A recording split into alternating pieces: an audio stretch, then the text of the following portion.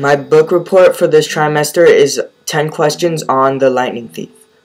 The book is written by Rick Riordan. Question 1. What kind of child is Percy Jackson? Percy is a 12-year-old child that has moved around to different schools his whole life. He isn't as social as other kids his age and often gets picked on at school by his peers. Percy considers himself a troublemaker at school since he has been suspended and expelled numerous times. Question 2. How is Percy's relationship with his parents? Percy Jackson has been to several boarding schools, which means that he rarely has time to spend with his family.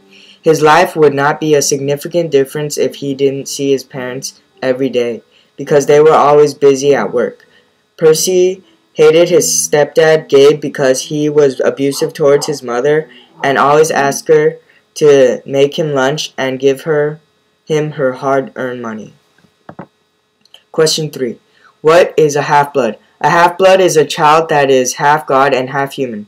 Percy Jackson is a half-blood along with others. They have a mother or father that is mortal and a god as their other guardian. Question 4. What incident happened that leads Percy to find out about Grover? Percy has known Grover for quite a while now and has always thought he was just like the other kids at school. He was wrong. When Percy and his peers go on a field trip, a monster disguised as Percy's math teacher attacked him. When that happened, Grover had to help Percy since he was his sider or protector. Percy receives the riptide from the gods and defeats the monsters from the underworld. Question 5. What is the objective or goal of the quest Percy Jackson has to accomplish? When Percy's friend Annabeth and Grover get sent to the West Coast as a quest, were all worried because Percy had never had experience in fighting with monsters and also has never done a quest before.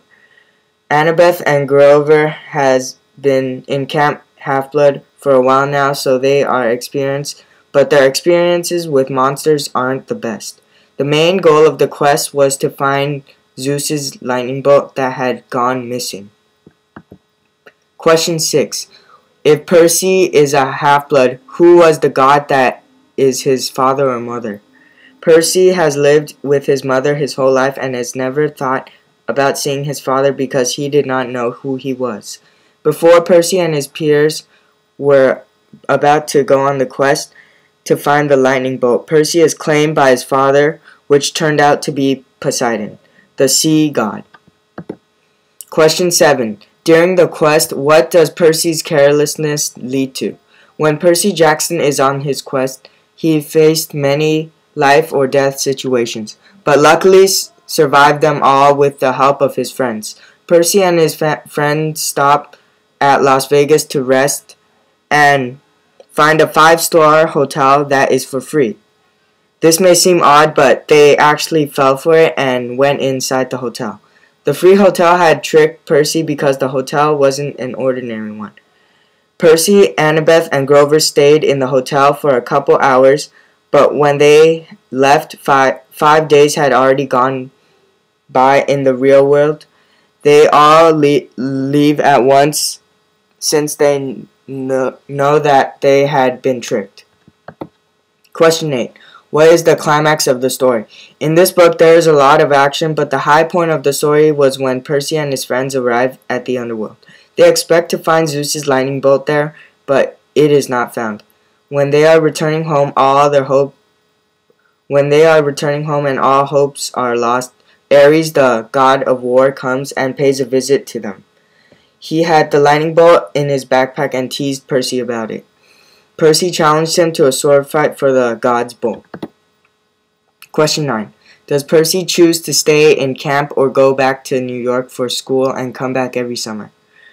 After all the knowledge and fighting techniques Percy gained from his stay at camp, he decides to go back to his mother and come back every summer for training. He knows the risks of being out in the real world without a sider or someone protecting him, but Percy wants the freedom. Question 10. What audience group is this book recommended for? This book is under the genre of fantasy and young adult fiction. The appropriate audience group for this book are teens that are into gods and mysteries. There are a few words in the book that may be difficult to grasp, but other than that, this series would be suitable for teenagers from the age of 12 to 14.